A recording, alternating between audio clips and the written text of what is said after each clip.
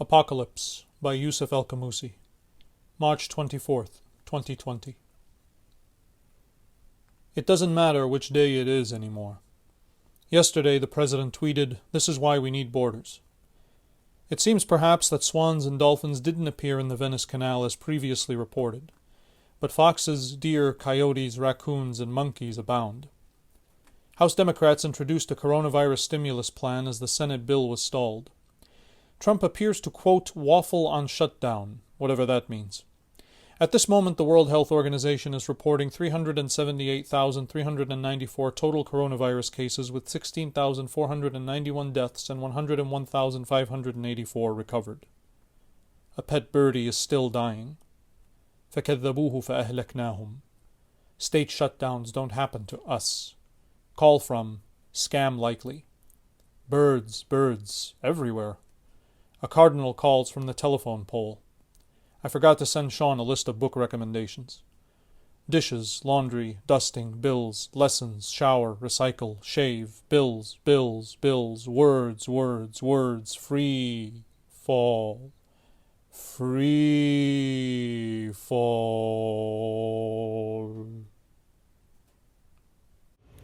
I think I'll explain just how this whole thing works. Basically, I wake up every morning and I go about my day. Making coffee, eating cereal, playing some morning jazz. And then I try and catch up on the news, check on my friends, talk to my family. And all the while I'm trying to pick up, what are we all thinking and feeling today? So I sort of sit around, sort of tuning my radio, so to speak, to see what's going to come up until eventually strings of words start to appear before my eyes and I just write them down.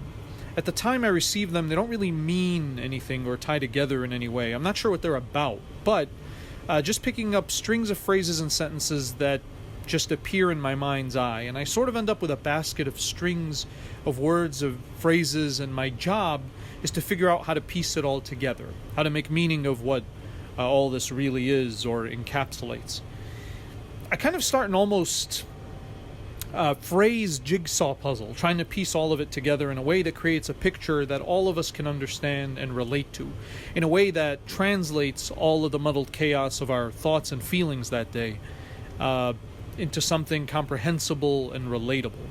And that's pretty much the process. I sit down and listen to what's going on and put it all together, and I read it over and over and over. And sometimes it needs a syllable here or another word there, or maybe that phrase there is what I want to say but not how I want to say it, so I need to find the words. And maybe today it rhymes, or it's metered. Maybe today it's solemn, or it's set in iambic pentameter. Maybe today it's going to include famous phrases. Maybe today we're going to reference Hemingway or T.S. Eliot or Shakespeare or the Bible or Dr. Seuss, whoever is the best at having said that which we're feeling on this particular day. And I almost go into a trance of blind, almost without my eyes. It's like almost entirely intuitive. I could probably close my eyes and still do it because it starts to sound right.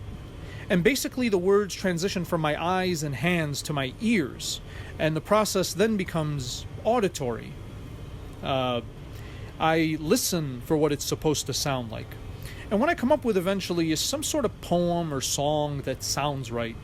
And I think it's harder to detect reading it on the page. I think it's much easier to listen to as it's being read out loud. So I thought audio recordings would bring the words to life because they're very melodic, very musical.